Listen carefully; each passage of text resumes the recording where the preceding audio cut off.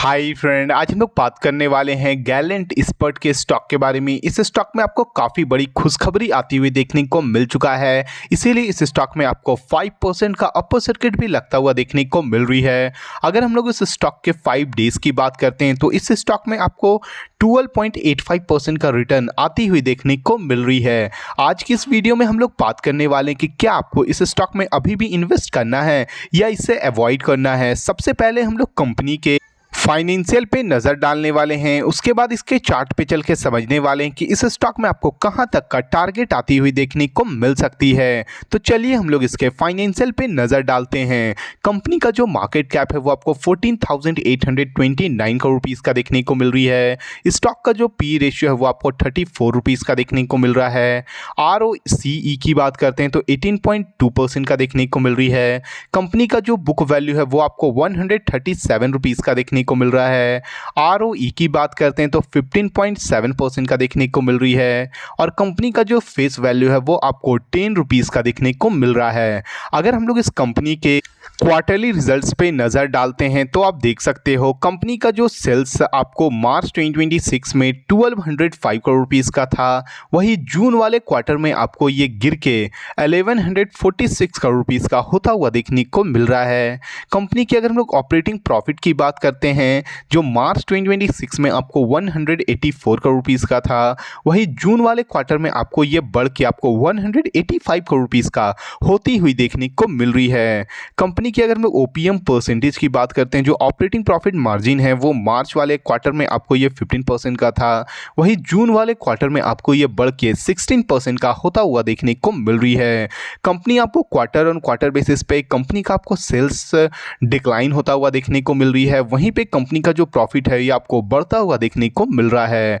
अगर हम लोग इस कंपनी के प्रॉफिट एंड लॉस स्टेटमेंट पे नज़र डालते हैं ईयर ऑन ईयर बेसिस पे, तो आप देख सकते हो कंपनी का जो सेल्स आपको मार्च 2025 में 4293 करोड़ रुपीज़ का था, वही मार्च 2026 में आपको ये बढ़ के 4419 करोड़ रुपीज़ का होता हुआ देखने को मिल रही है। अगर हम लोग इसकी ऑपरेटिंग प्रॉफिट की बात करते हैं तो मार्च 2025 में आपको ये 694 करोड़ रुपीज़ का था, वही मार्च 2026 में आपको ये बढ़ के 716 करोड़ रुपीज़ का होता हुआ देखने को मिल रहा है।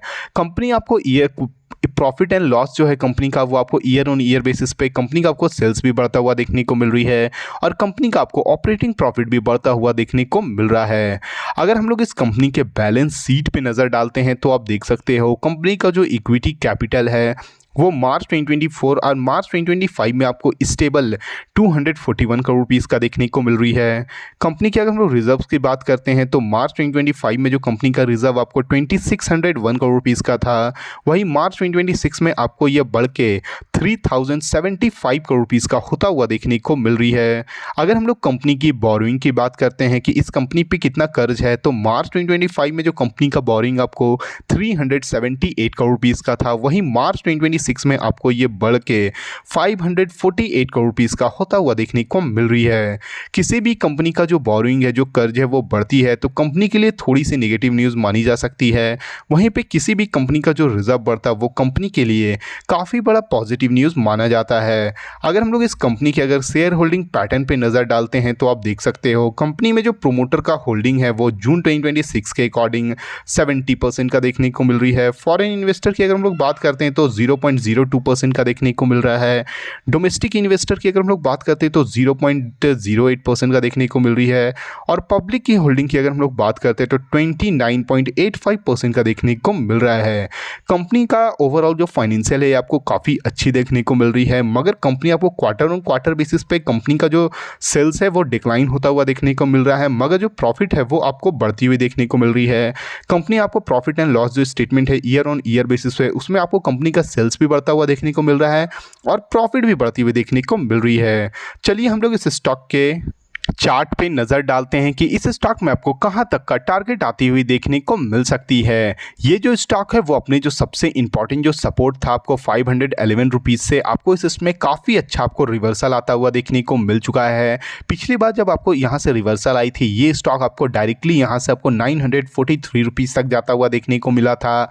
फिर से ये स्टॉक आपको यहाँ से करेक्शन होके फिर आपको 511 रुपीज़ के बाद फिर से आता हुआ देखने को मिल चुकी है और इसमें आपको फिर से काफ़ी अच्छा रिवर्सल भी आता हुआ देखने को मिल चुका है। इस स्टॉक का जो सबसे पहला जो टारगेट होने वाली है वो आपको 795 रुपीज़ की होने वाली है। अगर ये 795 रुपीज़ को ब्रेकआउट करती है तो फर्दर ये आपको अपने ऑल टाइम जो हाई है 943 रुपीज़ तक भी जाता हुआ देखने को मिल जाएगी। अगर ये 943 रुपीज़ को भी ब्रेकआउट करती है तो भाई इसमें फिर से आपको न्यू ऑल टाइम हाई भी क्रिएट करता हुआ देखने को मिल जाएगा। अगर आप इसमें इन्वेस्ट कर चुके हो या इसमें करने के बारे में सोच रहे हो तो बिल्कुल कर सकते हो, क्योंकि ये स्टॉक में आपको काफ़ी अच्छा रिटर्न आती हुई देखने को मिल सकती है। ये जो वीडियो वो केवल एजुकेशन पर्पज़ के लिए है। अगर आपको इस वीडियो से थोड़ी भी वैल्यूएबल इन्फॉर्मेशन मिली हो तो प्लीज़ वीडियो को लाइक और चैनल को सब्सक्राइब करना ना भूलें। Thank you.